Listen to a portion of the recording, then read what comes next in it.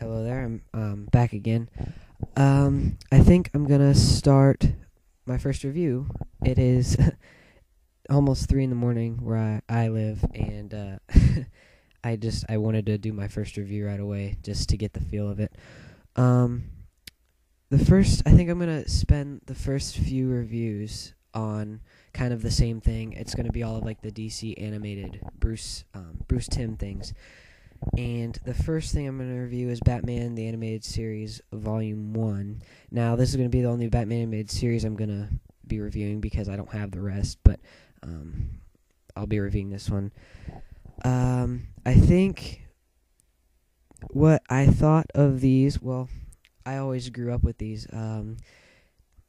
These were a little before my time. Not really, though. They were kind of close. They're like the same year I was born, but I always watched them growing up. My dad actually started videotaping them, and I thought they were really cool just because I liked Batman, you know. I just thought every part of it was great. The stories were great. The animation was amazing, which is what it got awards for and everything. And it's just a really, really great series in all. And I think one of my favorite episodes, well, of course, Heart of Ice was a great episode. It got an Emmy Award. It was written by Paul Dini, and it was really they basically just recreated the Mr. Freeze character and made him have more of a sad kind of origin. He doesn't really have an origin. He kind of had like an accident, and it was really more touching than the original Mr. Zero or whatever his name was. And I thought that was a great one. I thought that for some reason I really liked the episode Underdwellers. It might just be because when I was little, I always wanted to be one of like the kids underground because I thought that was cool, but then the guy was scary, you know. And that was one of my favorite episodes growing up. The Two-Faces were really great. They had great animation for Two-Face. I'm going to kind of go quickly on some of these. I think Feet of Clay was another one. I think it might have gotten another award. It had Clayface as the origin of Clayface, and it had one of the greatest animation scenes I've ever seen. It was when Clayface goes into a TV room and Batman turns on all these TVs of Clayface when he was an actor, and he had many different things. He had he played different characters that were all really unique in their own way, and he could always do his own character. And he turned on all of the faces, and it was just this. He just kept changing and changing from what he sees because of his pulse to want to change. It's like moving a muscle, and I thought how they portrayed that was really cool.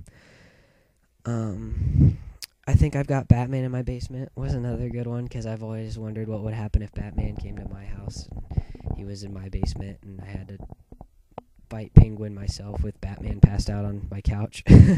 But that was a really great episode to me, even though I don't really like Penguin, and I don't know why, but I think for this episode he's really great. And you know, that's really just about it. It's just a really great series and all. I can't even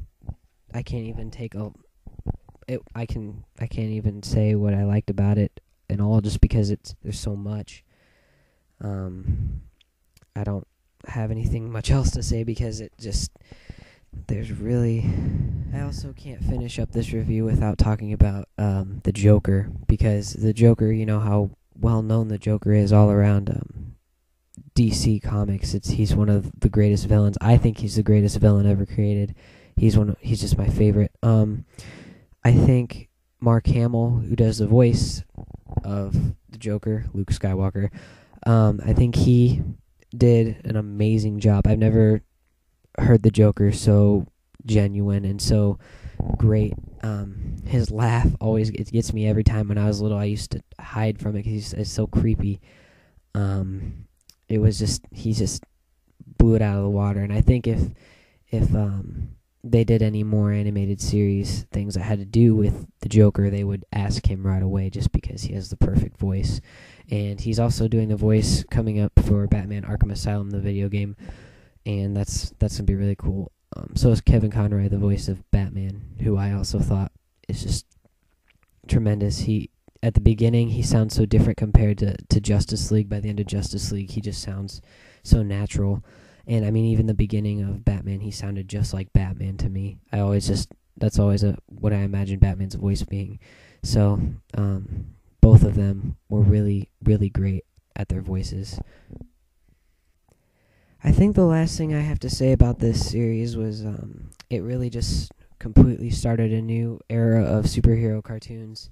I thought they were better than any of the Marvel cartoons, animation-wise. I just think they're all really great.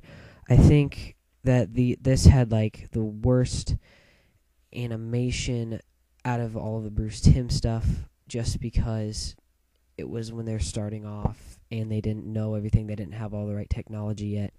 But still, I think On Leather Wings, the first episode, was probably one of the best animation they've done.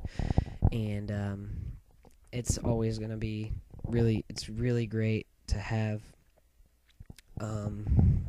just really good episodes. So that's my first review. I know it's not very good because I'm just starting, and I'm really monotone right now because I'm really tired. But I'll try and make these reviews better and better as we go on. So I think that's about it.